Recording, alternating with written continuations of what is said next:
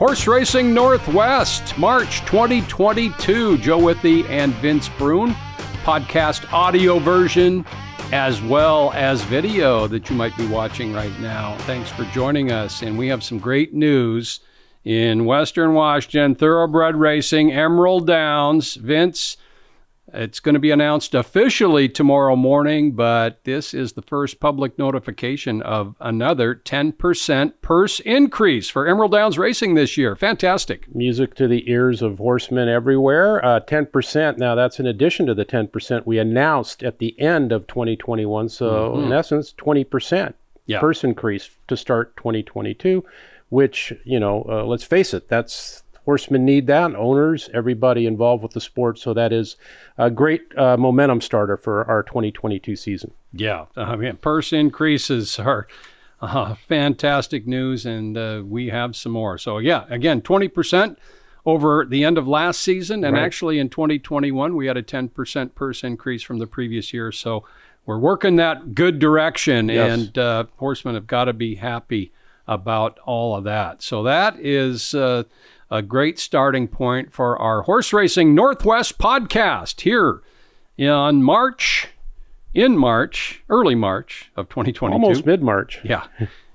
So a couple of guests today. We've got John Parker and Eric Floyd. John Parker, pretty well known in these parts, Vince. Yeah, John Parker, well, I guess I could say it now, is last year John won his 4th Emerald Downs owner's title. And he's also, since 2015, 4 titles, 2 runner-up finishes. Won the Longacres Mile with Gold Rush Dancer. We'll be, of course, talking with John about that. I think he's up to 5th all-time now with 150 wins at Emerald Downs. And John, a real, what's the word, Joe? Affable man. Everyone likes to see John coming at the racetrack. Love to see John coming around the corner and smile on his face, optimistic, always has a giggle, and loves to be gregarious and generous. And John will be joining us. Eric Floyd as well. Eric sold his first book up here at Emerald Downs a little over 10 years ago. It was my first decade in thoroughbred racing. And since then, he has written another book, Heaven's Premier Horse Race. He's part owner of a horse now. And he also lives in the Tampa area, and Tampa has the Tampa Bay Derby this coming Saturday, so he'll give us some insight there as well. Plenty of other notes as well before we get to John Parker. Wtboa Banquet is coming up a week from this Saturday. It'll be March 19th for the Wtboa Banquet. It'll be back on the 4th floor at Emerald Downs. If you'd like to get tickets, you can purchase them through the Wtboa. $55 a piece, and at the door they'll be $75. So if you get them in advance, it's $55. The banquet date, Washington champions named and crowned, March 19th. Vince and myself will be involved in that. Always a great evening. It is a fun evening, and you know what? I watched some of the Eclipse Awards this year. I think our night is almost as fun as theirs, even though theirs is the whole national thing. It's really a fun night. You've been to the Eclipse Awards. Yes, I have not. Okay, so I have fun at our deal, that's for sure. All right, and some horses in this week. A lot of horses to follow at Emerald Downs. Friday at Turf Paradise, lots of stakes action, and Daffodil Sweet is in an overnight stake down there. Coming off a nice win for Jody Peets. Is it Niccolo Triani now the trainer? Yep. And I think we talked to Jody that she plans to bring Daffodil Sweet up here for our meet this year. Yeah, and they got a whole, 6 stakes on that card. The Phoenix Gold Cup, and then our good friend John Lindley. John Lindley has Majestic Eagle going for back-to-back wins. Majestic Eagle won the Kluwer Memorial at 7.5 furlongs on the grass. He is in the stake on tomorrow, Friday. Yeah. We're broadcasting this on Friday. Big secret out. And Majestic Eagle, 7-2 morning line. You know, the way he won last, he's in the Fitzsimmons. Cotton Fitzsimmons at 100,000. The way he won last time, he looked like a push-button horse down there. I kind of like him right back. Oh, yeah. 7-2, as we mentioned. Background, hero of last summer's Longacres Mile, is going to make his second start of 2022. He's going a mile and a 16th at Oaklawn Park on Sunday. for the rondos, and trainer Mike Puich, Rocco Bowen. He'll be a price, and we were talking, he's wanted a price down there before. He has 3 route wins at Oaklawn Park, and he is 12-1 on the morning line, background Sunday. And also on Friday, as you mentioned, the Phoenix Gold Cup law-abiding citizen is in there. Yeah. And he's 3-1 on the morning line, so he looks to fit very nicely there on the dirt in Phoenix. That'll for be Mark a Klatt. Fun card. I noticed another horse we've kind of followed here on Horse Racing Northwest, Harbored Memories. Is he in? He begins his comeback Saturday in race 5 at Santa Anita, 6.5 on turf. Not down the hill, but 6.5 on turf nevertheless. And I think he's the 5-2 morning line favorite. Of course, Washington bred by Harbor the Gold out of Frisia, now a 4-year-old colt. So he's fired fresh before that horse, so he gets a long look in that race. A $72,000 allowance. And both his wins are on grass. Yeah. As he had an outstanding season last year, and he's owned by Bar C of the Christoffersons in Hermiston, Oregon, and along with their partners. So yeah, I checked him a few days ago, and I missed that. So that is great news. I know he's had plenty of works. So there's a lot of local action in activity this weekend around the West that we can keep track of. Also, training day is going to begin on April 7th, our first training day show, as we've done that so many years here at Emerald Downs now. So we get out and shoot the morning training. You can catch that on YouTube, also linked from emeralddowns.com. And Wind Ribbon, of course, was our first horse on the track when we opened the gates for the first time on Monday, February 28th. Wind Ribbon, yeah, and it was kind of it was a Seattle winter morning. It was a little bit rainy and wet, but Wind Ribbon, yeah, it came out on the track, and our Longacres Mile runner-up last year, just a very fast horse. You know, he's had fastest time sprinting the last 2 years at different distances in Emerald Downs, so he'll certainly be a fun horse to follow for Blaine Wright and Sea Mist Racing. Okay, so training day that video starts on April 7th. Admission books, great deals here. They are available at emeralddowns.com. You can get everyday admission for $149 for the entire season. $149 gets you into Emerald Downs every day. And as you can do the math, that figures out to actually less than $3 a day. And for seniors, it's only $95. Seniors 60 years of age and up. Great deal. You can get a book for $95. So those are available at our website. Emerald Downs Racing Club. The Emerald Racing Club is, you're getting some members in. We are. We still got plenty of room if anyone's interested. Yeah, Jeff Metz, we announced our new trainer, and Jeff has begun looking for horses. And we're going to have a first little get-together with Jeff, I think a week from Sunday, hopefully, here at Emerald Downs, and he can meet the club members. But if you're interested, go to emeralddowns.com. We got an Emerald Racing Club tab up there across the top. You can call me, 253-288-7723, or email me at vinceb@emeralddowns.com, and I'll get right back to you with any questions you might have on the club. It's $500. It's the only bill you'll see all year. It includes season passes.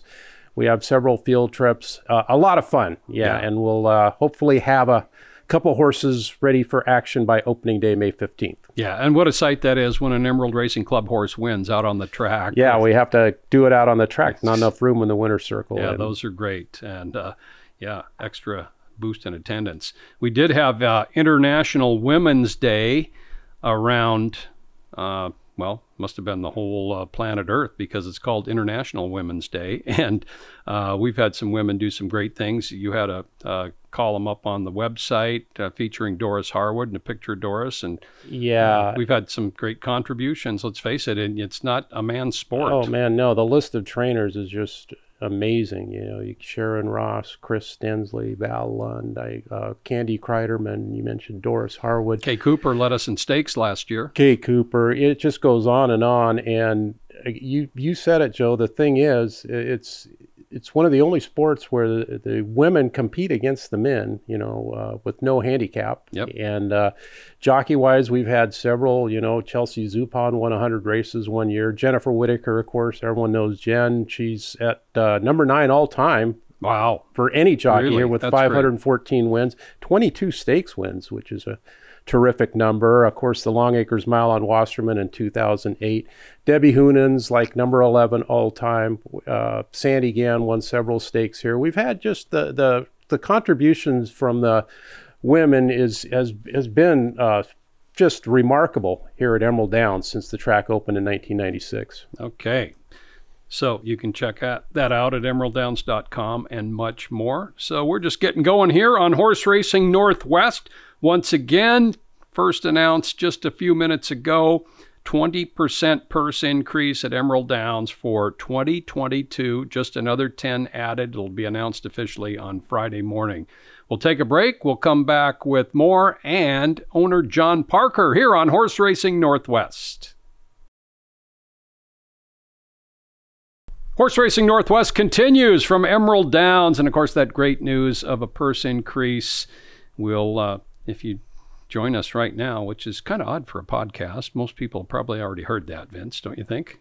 The news? Yeah. Oh yeah, it travels fast. We got some. But I mean, on this podcast, if you're listening to us right now or watching, you probably already heard the first correct. segment. Yeah, right. But it's worth rehashing. It is It's great news. So the next Kentucky Derby future wager is this week. And, of course, you can do all that wagering right here at Emerald Downs, March 11th through the 13th, Friday, Saturday, and Sunday. Kentucky Derby future wager, pool number 4. And the biggest race that could impact that this week is the Tampa Bay Derby, which we'll be talking to Eric Floyd about. I got to kind of regroup on my Derby trail, Joe. The horse I kind of bombed last time. So so did mine. Yeah. But mine's running in the Tampa Derby, so we'll great. talk about that's that good, later. Yeah. Got another chance to stick with. Hey, some good news. Barkley, one of the top horses in this track's history. He won 10 of 20 starts. He won the 2018 Longacres Mile. He had his first foal recently.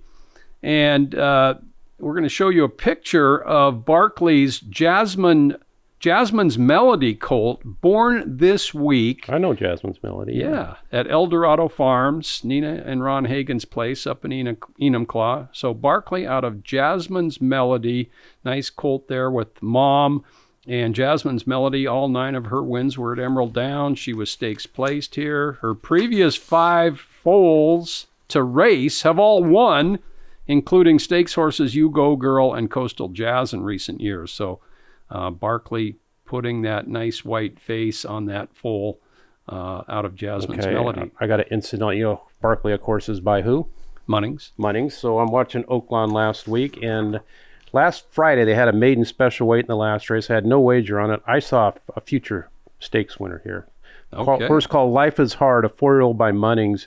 He only got an 83 buyer, but he won that mile race, like a rare horse. Okay. I mean, he attended the pace. What track was that? That was at Oaklawn. It was a maiden special. It was a second career start, and boy, he just finished like a wild horse, and I just thought it was a terrifically impressive run. So I cannot wait for that horse to run again. He's a 4-year-old Munnings.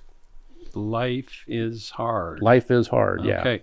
And Howard Belvoir, who, of course, was part owner and trained Barkley, has 4 mares, and he brought all of them to Barkley. And Vicky Potter, his significant other, said, well, we checked out the nicks, and a couple of them didn't look so good. And Howard says, I don't care, And I'm tending to agree with him because of the versatility of Munnings as a sire. Yeah, and the versatility of Barkley as a racehorse also. He is, I've always thought he's a very interesting sire prospect because he was kind of a different looking horse, as we know. And he had a real cool kind of determined running style there where he would just kind of lower that head in the 8th pole and look out, here I come. Yep. So if he passes along that heart, he could have something. He won the mile. And also Conveyance, who new to the state last year, had a foal born recently as well at the Pabst Blue Ribbon Farm, a filly out of Great Mom. So a Conveyance filly out of Great Mom. Great Mom herself was unraced, but her previous 3 foals are all winners, including the Great Nation. Is Money in the Stars, is that a Great Mom too? I don't think so, no. Okay, well, I know she had a couple stakes winners already. The Great Nation certainly won, who won that 2-year-old race. That's who I was thinking over of. Jack Van Berg. That's what I was thinking of, yeah. They were both a big price. Jack Van Berg's still running. And it's still running pretty well. 250-some thousand he's made. Okay, so a couple of full reports there. And we're going to take a look at some race video here in anticipation of our phone guest coming right up. and Gold Rush Dancer telling him, you've got to come and catch me if you want to win the mile. Gold Rush Dancer in front by 4. Mach 1 Rules trying to get up into second. Dedicated to You at 80-1 has run a good race, but Gold Rush Dancer will get the gold prize in the Longacres Mile. He's trounced the competition, and Gold Rush Dancer and Evan Roman, very impressive. The 2017 Longacres Mile went to Gold Rush Dancer, a son of Private Gold, Washington Stallion, California bred by John Parker, who's joining us on Horse Racing Northwest. John, you had a darn good smile going for many hours that particular Sunday at Emerald Downs. It was all day. I expected him to run big. Yeah, we saw him come over in the paddock on Friday. Van Belvoir, your trainer, brought him over, and he looked like, you know, the cliche, $1 million. And boy, he ran like it. That was one of the biggest mile victories we've had around here in some time as far as margin. And just a tremendous career. Just gave you so many thrills. I know Vince saw him win down at Del Mar as a 3-year-old when he was named California 3-year-old of the year. Yeah, that day was great. The Real Good Deal Stakes, he was a nice 14-1 that afternoon at Del Mar. Yeah, that was, he's a good horse, and he showed he can sprint, route, one of those good mile versatile type horses. John, you've just been so gregarious, generous. You've loved the racing. You're happy with the schedule this year being Friday night, Saturday, and Sunday afternoons. That put a smile on your face, too. Well, it's pretty easy to put a smile on your face, isn't it? Why not? I need it. Yeah. Hey, and you have been, Vince, you mentioned some stats of John's at the top of the show. 4-time leading owner, 2-time runner-up leading owner. Yeah. And John, I imagine you are going to take another crack at that leading owner title at 2022? I don't know, Vince. I don't know that. Well, I think you'll take a crack at it. You might not win it, but I think you got to be deemed the favorite right now on the morning line for that because of your past performances in that category. Hey, you've got some Gold Rush Dancer juveniles, 2-year-olds. They're going to hit the track this year. In fact, your trainer, Candy Tillett, already has some at Emerald Downs. So happy to hear that. What are the reports so far? Well, everybody who has one that I've come across, all of them are saying they got the best one. And they're big boned, they're big bloppy horses. I got 3 at the barn. There's 4 at the barn, 3 of my own. Wow. And they love them. So wait and see. It's something you, as a breeder and an owner, you wait and see what they can do coming into the track. Yeah, and I know one of the horses, a Gold Rush Junior, is out of Among the Stars, a horse that you owned and Candy trained, and she was most improved claimer for the state of Washington a few years back. And her first foal, Mean Sharon, is 5 for 18. So good luck with Gold Rush Junior, John. I guess he's the favorite in the barn already. Okay. Yeah. You know, it's just another in John Parker's commitment to racing, breeding horses. Yeah, and that's, I've said many times, one of the hardest things to do is to establish a stallion. It takes a lot of time, a lot of money. You got to get brood mares, and you need some luck too. I wouldn't be surprised if Gold Rush Dancer has some success this year. You remember Gold Rush Dancer? Everyone in the backstretch knew he could run as a 2-year-old. And he ended up winning the Gottstein Futurity that year, and he was a very precocious type horse. So it doesn't surprise me to hear that some of these horses are looking good in their early training. Yeah, and well, that was the year that Mach 1 Rules, and who was state champion, and Barkley were juveniles that same year as Gold Rush Dancer. And Gold Rush Dancer got the Gottstein and, of course, the Mile. Tremendous career. He has the highest average earnings per start in Emerald Downs history of any horse that started here 5 times or more. So that is a lofty position. We're talking with John, and John likes gray horses as well. How many grays you got over there in the stable area already? Joe, I'm down. I lost them all over the winter. Realistically, they're about 5. Okay.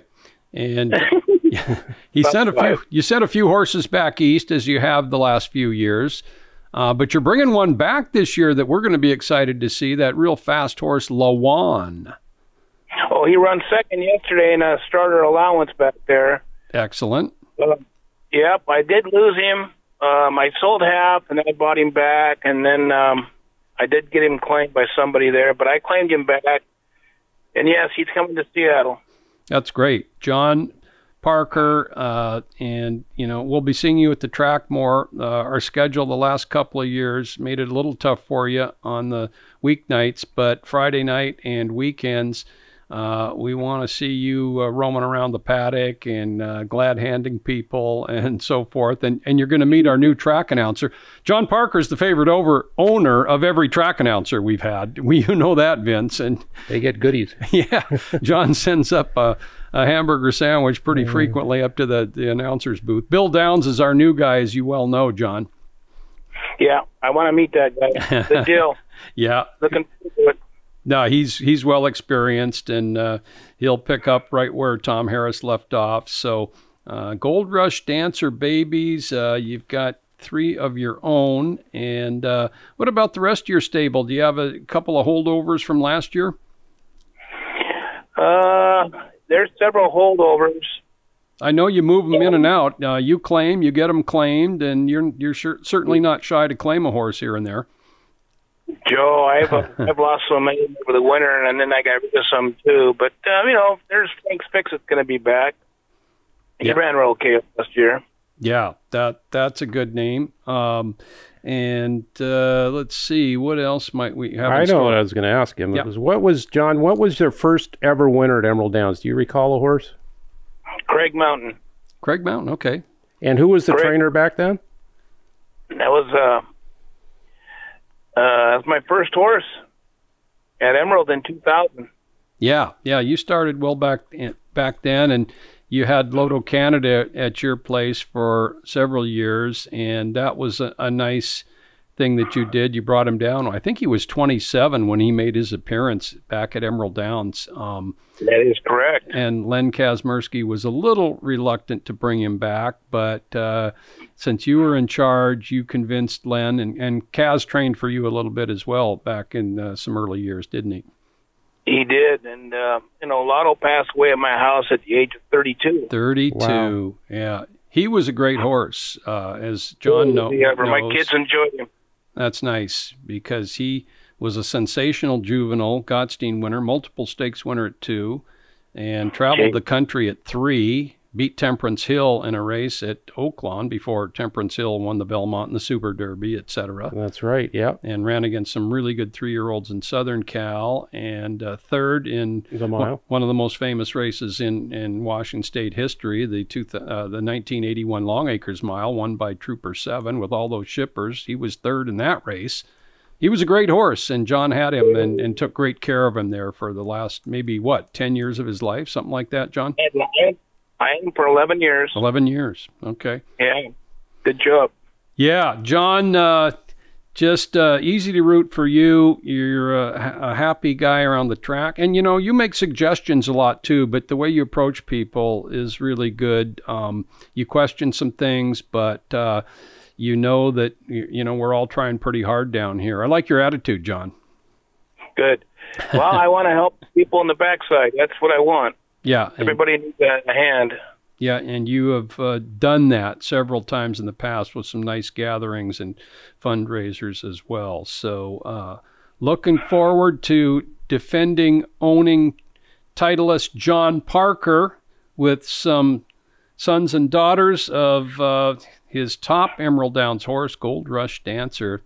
They'll be 2-year-olds at the track this year. So, John, we'll probably see you out here at the quarter shoot fairly soon, as they are open as well, and training's going on 7 days a week this time of year. We might see John at the banquet. He sometimes has a pretty good table there, Joe. He's got it. He's got it again coming up. I know that.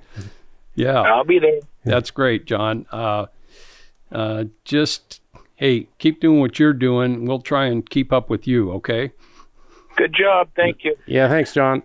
Thanks much, John. John Parker joining us on Horse Racing Northwest, and he's got to be excited about having those Gold Rush Dancer juveniles. Yeah, that's got to be extra special for him. I know he enjoys every horse he owns, but yeah, he'll be like a proud papa watching those things. And I'll be excited too. It's always fun to have new stallions participating when the 2-year-olds get rolling.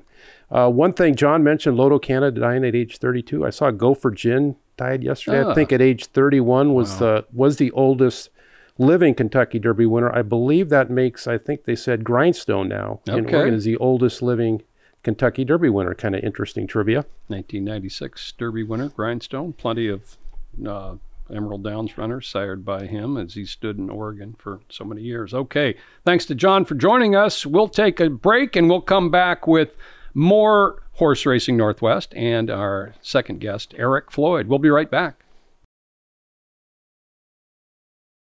Horse Racing Northwest, our third and final segment on this podcast edition. Also, video on YouTube, our first televised version of Horse Racing Northwest. Vince, has that affected your performance at all? I don't think so. I'm trying not to think about it too.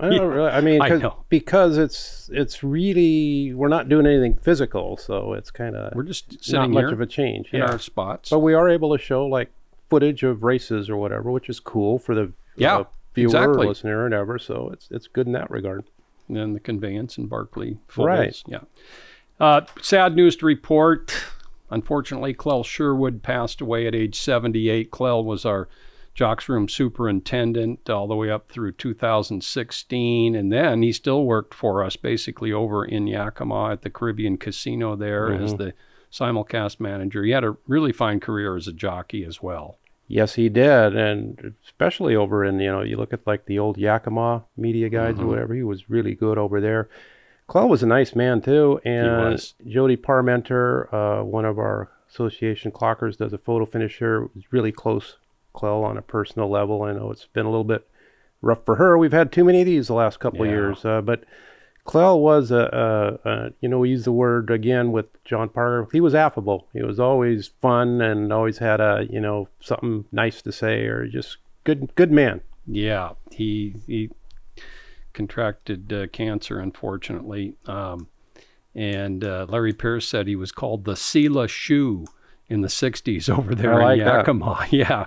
What does that mean for Sela Shoe? Well, he lived in Sela, and it was a reference to Bill Shoemaker, of course. Oh, gotcha. Yeah, very good. The Sela Shoe. And Clel was also went on that trip with Tom Crawford when they took those horses back to Cincinnati in the mid-60s. Arius was the main horse, and actually you can go to YouTube, type in Emerald Downs Arius and YouTube, Aryess, and it's a really good story. No cheating involved, just a little bit of chicanery, bull-hunk, and no, they just acted like country bumpkins when they knew they had a good horse that was probably going to win. They didn't want to get him couldn't claimed. Do that nowadays. There's too much information readily available. Well, his previous start was in the Longacres Mile the previous August, and here he's in a $1,500 claiming race. And so Clel was the rider of Arius back in Cincinnati. So, yeah, we'll miss Clel Sherwood a lot. Roy Taylor also passed away at the age of 91, the identical twin brother of Troy Taylor, who, of course, Troy and Glenn Todd won so many races, including the Longacres Mile, which was officially trained by Mike Puich, but, of course, he spent most of that year up in Canada. And Troy passed away a few years ago. Roy was an outstanding horseman. Vince well remembers Brief Grief, who even went to the Midwest and went to California. And would she pay over 12, 14 to 1 at Longacres probably 4 times as well? She had an amazing win percentage. And, it shows you the depth of the field she was competing against, too. And, she would pop at $30, $40. Many times, and she was a superior mudder too. She was even better on and off track. Yeah, she was an awesome horse. And Roy and Troy trained her. They were different names from different years on the official training sheet there, but they did it together. Roy was a little bit more of a handicapper, maybe would make a wager a little more than Troy would. And he was a Gallup boy when he was younger as well. But Roy Taylor passed away at 91. The brothers of J.D. Taylor and Hubert Taylor. And Hubert, JD was the outrider for some Right. 40 years at Longacres, a great horseman as well. And Hubert was known as one of the top shoers. What's that other word? Blacksmith, farriers in the Northwest history. So a couple of sad notes there. On the passings, hey, the quarter shoot is open Wednesday through Sunday. Quarter Shoot Cafe with Joe and Sally Steiner back. Of course, what would it be without them? It's open 8 a.m. to 2 p.m. Wednesday through Sunday. So not open Mondays and Tuesdays this time of the year. But we'll have some great get-togethers there, as so many people are anxious to get back at the quarter shoot. And Joe and Sally in charge. So, hey, we're going to play a race recently from the state of Florida, and it's going to relate to our next topic. So let's watch some video. It's Classic Causeway off the turn in front now by 2. Little Vic back in the second spot, lugging in. Mr. Rum Runner. It's 2 more than the Volcanic. Shipsational trying to run on down the crown of the track. 16th pole, Classic Causeway. Here's Shipsational, who bursts out from the pack, but it's Classic Causeway. I read Ortiz, easy as can be in the Sam Davis. Won it by 4. The recent Sam Davis at Tampa Bay Downs, that race on February 12th, won very easily and impressively by the 8-5 favorite Classic Causeway. He is back this Saturday in the Lamholm South Tampa Bay Derby Grade 2, $400,000 in purse money, Kentucky Derby points for the top placers. And we're going to bring on our Tampa buddy. He has been for many years, and he made a nice appearance at Emerald Downs sometime back after he wrote his first book. Welcome, Eric Floyd. Eric, good day to you. Joe and Ben, so happy to be with you guys. Thank you so much for having me on. There's that familiar voice. Eric, yeah, great to have you on. Tampa Bay Derby this weekend. Eric's going to give his outlook there, but he is a 2-time author now. You wrote that first book, Eric, that you sold here at Emerald Downs, and did really well selling copies of like your first decade, my first decade in thoroughbred racing. And your second book actually is giving back to the game a little bit, isn't it? Yeah, the title of the book I just released in 2019 is called Heaven's Premier Horse Race, and the plot of the book is just simply, it centers around a 1.25-mile race that features thoroughbred horse racing's first 11 Triple Crown champions. So the field is comprised of your roll call of Triple Crown champions from the 20th century, and all the profits from the book are being donated to a farm called Second Chance Farm. They're located at Lowell Correctional Institution in Lowell, Florida. Lowell is the largest women's prison in the country, and they have a thoroughbred racing aftercare farm that houses around 50 ex-thoroughbred racehorses, and the inmates who qualify for that equine program at Lowell, they help rehabilitate the horses, and in turn, the inmates, they learn some new life skills that can help them gain employment after their release, and that farm is sponsored by the FTBOA, Florida Thoroughbred Breeders and Owners Association. You can get the book, Amazon.com. Just plug in Heaven's Premier Horse Race, $15 for paperback, $5 if you want to download it on Kindle. That is some really good information right there, Eric. All that, one thing led to another, and the benefits to the inmates and the benefits to the horses that they're taking care of. Great job on that. And yeah, a mythical horse race of all the Triple Crown winners. That's pretty good stuff, too. So Heaven's Premier Horse Race, get it at Amazon. Eric Floyd, the author, joining us right now on Horse Racing Northwest. And Eric, you're a horse owner yourself now, aren't you? Oh, wow. I just bought into, at the end of last year, he was a yearling at the time. Now he's a 2-year-old in training, but I just bought into a horse out of Sky Mesa, a 2-year-old in training, and I bought him through Pocket Aces Racing Syndicate. And just so excited to be a first-time fractional owner. They say the horse is doing really good. He's training right now in Paris, Kentucky at Silver Springs Farms. He's just on the other side of a growth spur. He's a big horse. He's a big strapping animal. They said a big horse like that probably aimed toward the turf. 16 and a half, 17 hands they think he'll end up being. But all systems are go. Looks like he's going to make his first start later on in the fall, and just, very prayerful that he stays healthy and sound and we have no physical setbacks. That's the only thing I think that can stop him, because they're really pleased with his progress so far. He sold for $42,000 at last year's Keeneland fall sale for yearlings, and just really happy to have a piece of him. Okay. And he might not run till this fall, though, huh? Yeah, they're thinking just because he's so big, he kind of has to grow into himself a little bit. And so it looks like later on in the fall they're shooting. And he's an Indiana bred, so he might go at Indiana Grand because they have a lot of good purses there for the Indiana bred.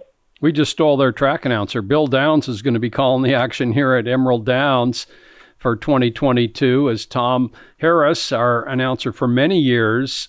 He's going to take just a little break to be with his family. He's not necessarily retired, but Eric, when Eric showed up here to sell the backstretch, my first decade playing the game, Robert Geller was our announcer, and we had a good time getting together. A bunch of us went out to dinner one night, and I know you know Robert fairly well, don't you, Eric? I just can't say enough good things about Robert or yourself. You guys had showed me such hospitality up there. I think the world of Robert. I think he's a tremendous caller working up at Woodbine right now. Does an excellent job up there, and I always tune into Woodbine just to hear his calls. He has just this magnetic, dynamic voice when he calls the races. Speaking of that, we'd be remiss talking about track announcers not mentioning that Jason Beam, a Northwesterner, is now down your way in Tampa, Eric. Yeah, I love him too. I'm a big listener of his podcast. He actually does a handicapping podcast. The name of it is escaping me right now, but I'm sure if you Google Jason Beam handicapping podcast, you can check it out. He's an excellent handicapper, just an overall credit to the sport. Really happy that Tampa got him. I love Tampa Bay Downs. They have a fantastic product down there that just keeps growing and growing every year. Yeah, Richard Grunder was there for, I believe the number is 37 years. And yeah, another fine horseman, Richard Grunder. I met him a few times. Not to interrupt you, Joe. Just another fine horseman, another fine credit to the game. Can't say enough good things about him as well. Both Richard Grunder and Jason Beam called the races at Portland Meadows in one time in their careers. So just to add that. But the late Portland Meadows, that is.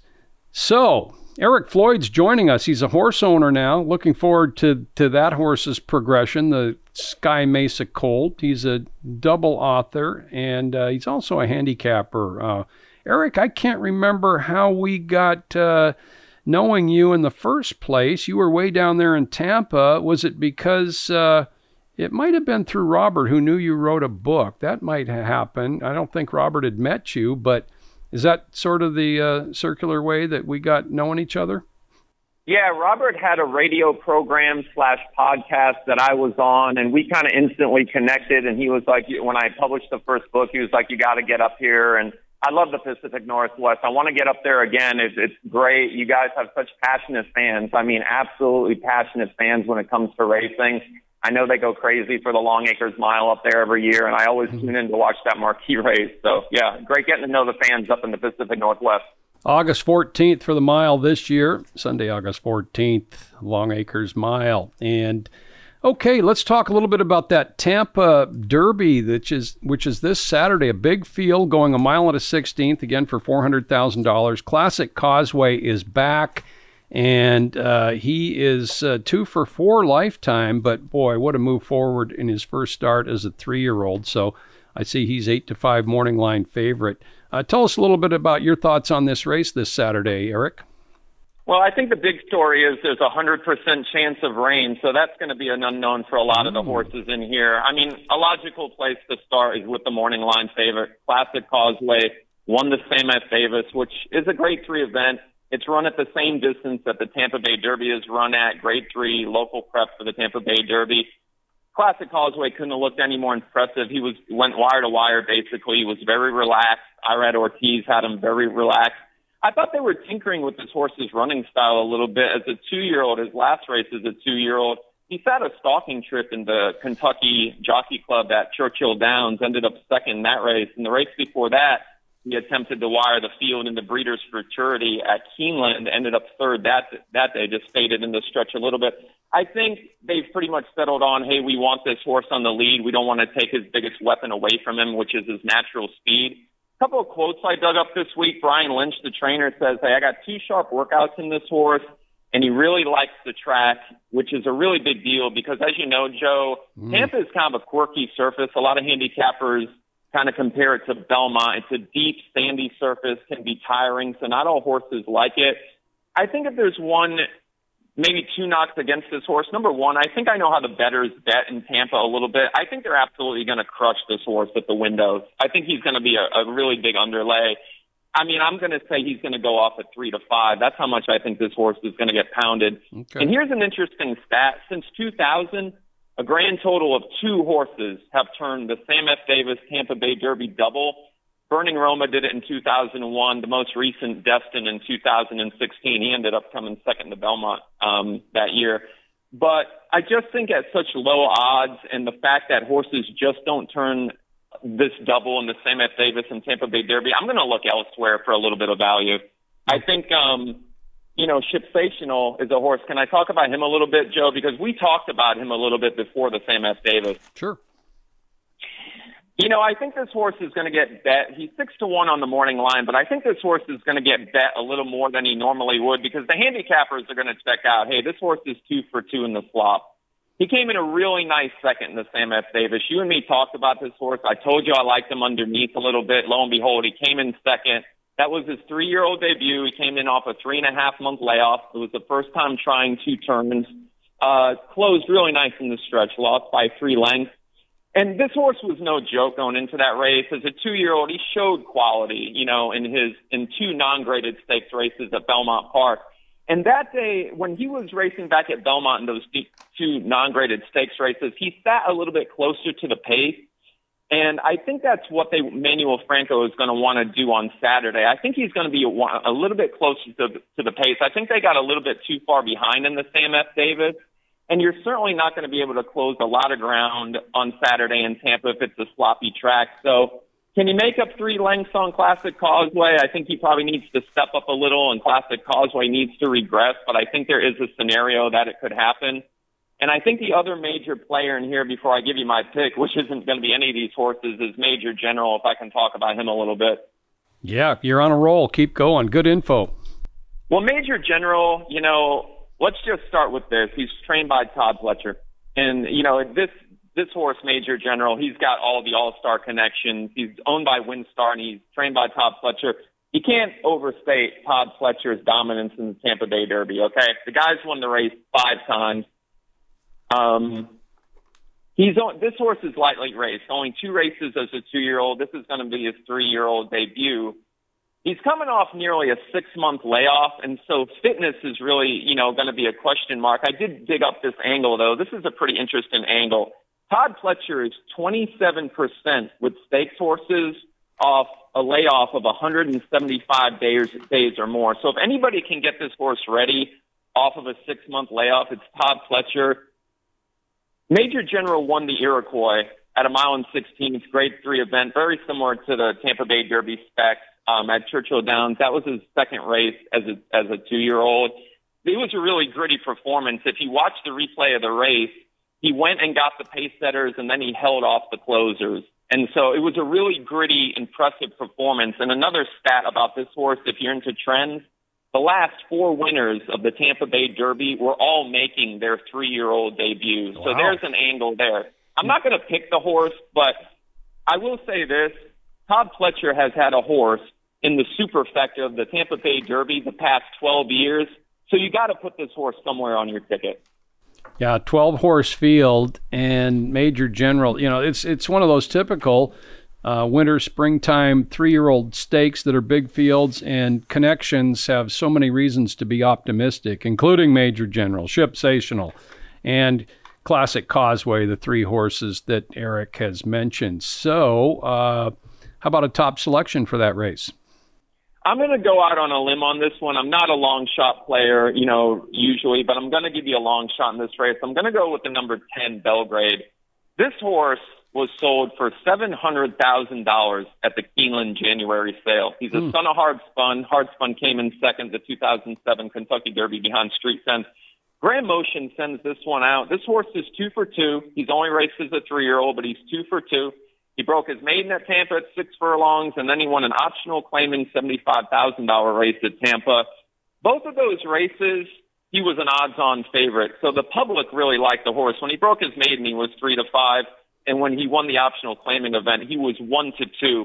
He's got that stalking style, which I think is going to win this race. I think Classic Causeway gets out to the lead, and maybe he tires a bit in the stretch going over the slop.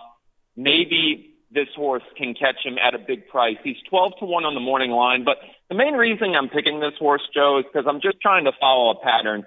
Over the past 4 years, you've had bombs in the Tampa Bay Derby. Last year, Helium shipped in for Mark Cassidy out of Woodbine. The horse paid $30 to win off a $2 win mutual.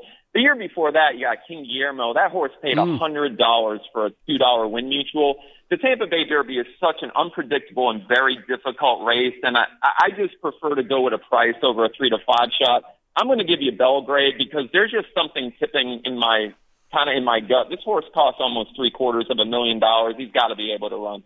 Yeah, well, he's undefeated. He's 2 for 2. He's won over the course and certainly bred for two-turn racing. This will be his first two-turn try. Belgrade for Eric on Saturday at Tampa.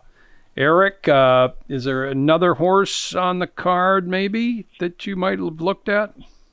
I just do want to make a quick comment before I talk about the Challenger Stakes, if I can. Okay.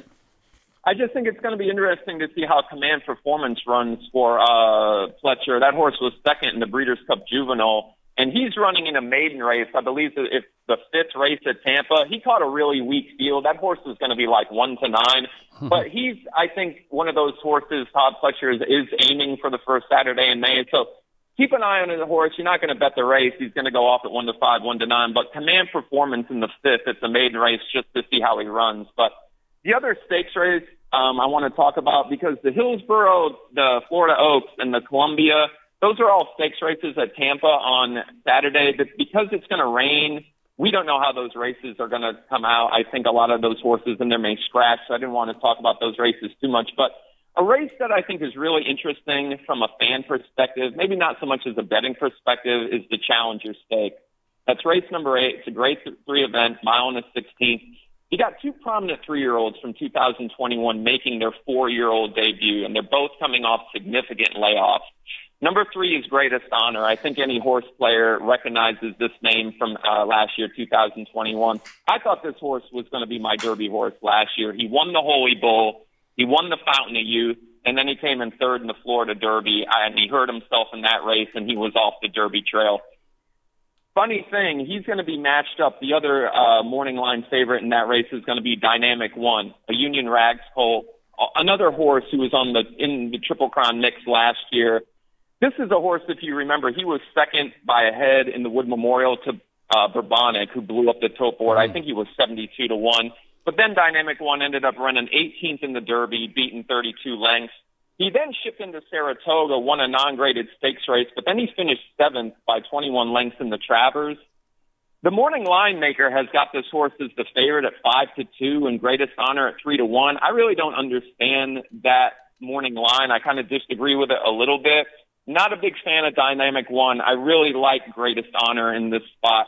And another angle on Greatest Honor, you got first-time Lasix, and the other thing is, this race is really intriguing, too, because you got the Ortiz brothers going at it. Jose is going to ride Greatest Honor, and Irad is going to ride Dynamic One, so a little bit of sibling rivalry going on there. I think it's going to be a really good race from a fan point of view, just to see if Greatest Honor can kind of regain that form that pinned him as a top Kentucky Derby choice last spring. So I'm just anxious to see Greatest Honor run.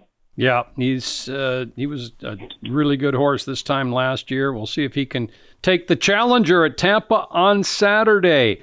Tampa Derby Day, lots of big stakes. And, of course, you can catch all the action right here at Emerald Downs. Eric Floyd joining us. Eric, thanks so much for your expertise in handicapping, and really nice thing you're doing there with your book, Heaven's Premier Horse Race, available at Amazon, benefiting those gals that are working hard to get a vocation and get going when they have the opportunity, and to benefit the horses as well that they take care of. So, hey, good luck Saturday. We'll be watching, the whole country will be watching the Tampa Derby this weekend. And thanks for joining us on Horse Racing Northwest.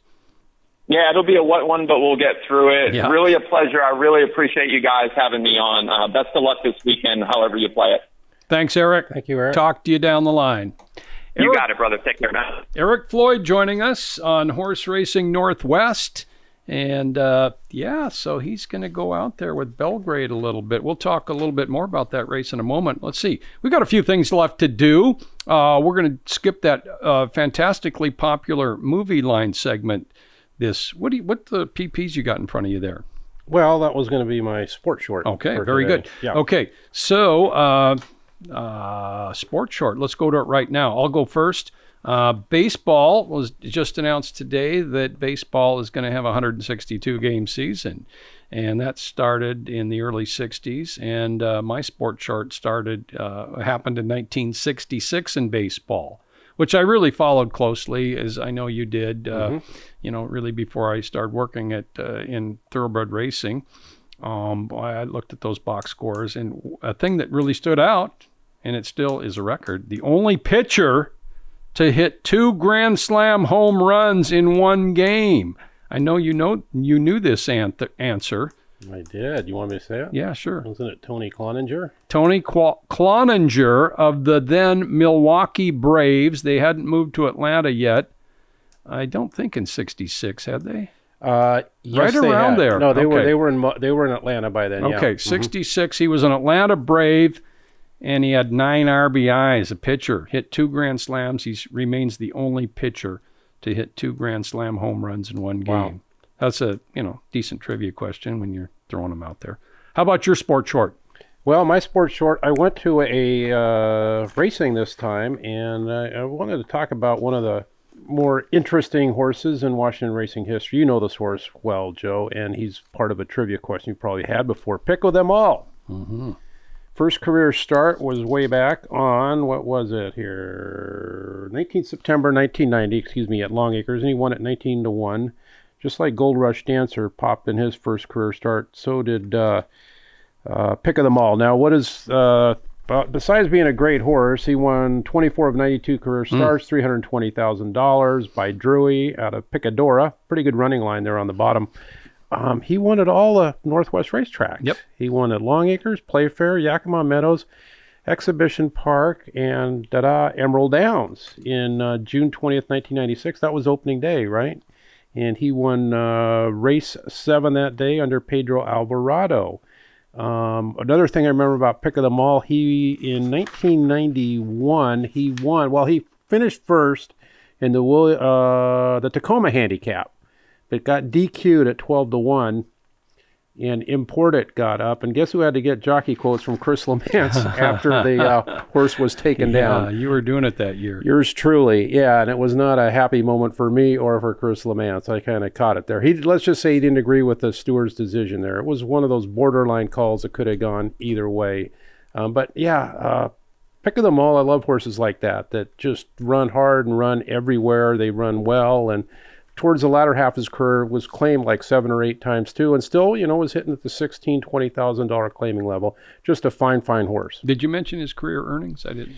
$320,000. Yeah, fantastic. He's in the top 100. Yeah, he had a fine career, but just think of that, winning at all 5 exactly. Well, tracks. We were ready for it was Pick of them all. LJ Express, Military Hawk, or Native Rustler had won at Longacres, Playfair, and Yakima in Washington. Right. And then Pick of them all ran on our first ever opening day and won. So he was the first to do it. I know LJ Express and Military Hawk also won at Emerald Downs to complete it. But you had Exhibition Park as well. Yeah, he won his stakes up there. Yeah. And he was one of those horses when you're handicapping, if he's in the race, you had to take a long look at him.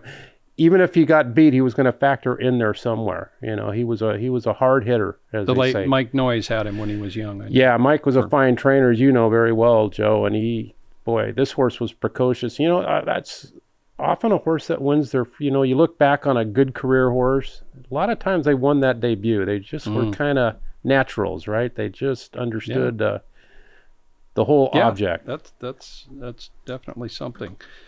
Okay, sports shorts. Pick of them all and Tony Cloninger picks. We didn't do well on our last podcast. No. But, you know, I'm Not going me. back to the Tampa Derby. And, But you had a, what was it, a $60 winner a couple back. So you can give out okay. another 28 losers and still be ahead. And, you know, maybe I will this week. I'm going to go with Giant Game. You've heard me speak of this horse before. He had a nice progression as a 2-year-old, all the way to the Breeders' Cup Juvenile at Del Mar. He ran third behind Corniche and Papa Cap and made a wide trip, hung a little bit late. So he finally made his 3-year-old start on February 5th in the Holy Bull, and he was laying perfectly there. In fact, I think Louis Saez told the trainer Dale Romans that, you know, I was ready to just go buy those horses and win, but he came up with one of those displaced palates. He had the minor surgery, had some nice works coming back, was entered in last week's Fountain of Youth. They scratched him, which, okay, I thought, okay, Giant Game. He's got his issues. He's probably off the Derby trail, which he well may not make the Kentucky Derby, but he is in the Tampa Derby tomorrow at 10-1 morning line.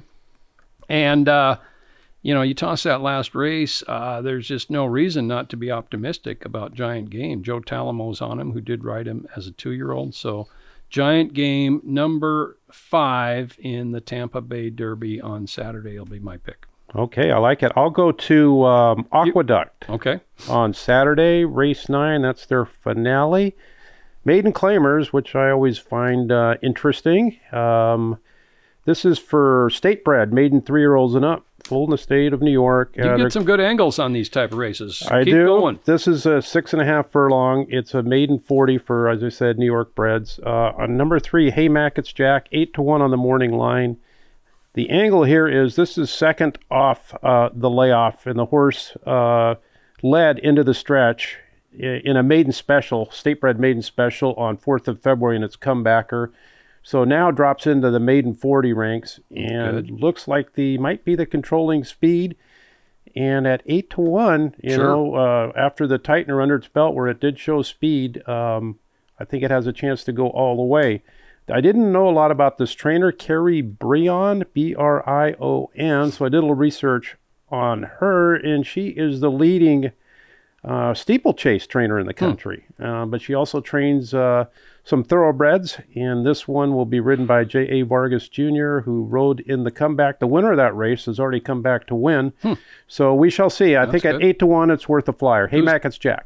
Okay. Hey, who's the sire? Loban. Loban. Okay, sure. Out of a good mare named Typhoon Terry, whose only other foal was 7 for 18 for $250,000. More good data. Okay. Yeah. That's on Saturday. Saturday. All right, at Aqueduct. All right, there is our picks and trivia. Our last trivia question. Nobody got this answer. It wasn't too easy, really. It's not one of those where you can just go to Equibase and make a few clicks. Since Emerald Downs opened, which year produced the most $100,000 horse earners? Most 100K horse earners in one season. And actually, this is in state history as well, and it is since 1996. Covers both of them. So no one did get the answer. Had a couple of guesses. The answer is 2000, the year 2000. There were 14 100K Washington-bred earners that year. A real impressive number, including 5 Emerald Downs Stakes winners, including mile winner Ed Nader. That's a real big number. Yeah, Fleet Pacific, Maker's Mark, Enduring Night. The leader was Rings a Chime, who won $526,000 that year, winning the Grade 1 Ashland. She still holds the record, that $526 for top single-season Washington-bred earnings. But 14 100K earners, and the year was 2000. Our new trivia question, send your answers to trivia@emeralddowns.com. Name the most recent Longacres Mile. Which year? Most recent Longacres Mile in which the winning horse made his first 2-turn start. So no 2-turn tries at all, and the horse entered the mile and won it. What's the most recent time that happened? That's lifetime, right? No 2-turn starts lifetime. Exactly. Yeah. Lifetime. No 2-turns. You know, we almost had one last year. We did. I know it. The horse we talked about earlier today, yeah. Sure. So, okay. Well, that's our trivia question, and that's our show. Thanks to John Parker and Eric Floyd. Thanks for watching, video-wise and audio-wise. Cy LeVar, producer, editor. Make it happen. Cy. And we'll catch you next time, or maybe at the quarter shoot. Thanks for watching and listening to Horse Racing Northwest.